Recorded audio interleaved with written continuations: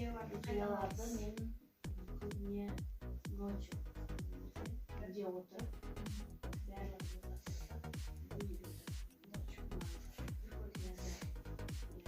и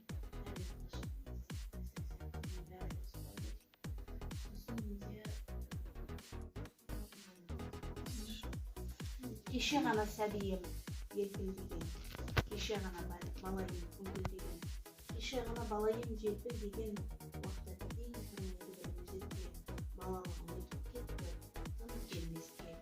Кеше ғана ойлаушым досымменен, келіміммен әрине күшімменен, бірақ көлгенде сағыныш бар ақ алқым есімдеген. Біз іздейдік бетке алып алыстарды, көзге ілмейміз кедергі ағыстарды.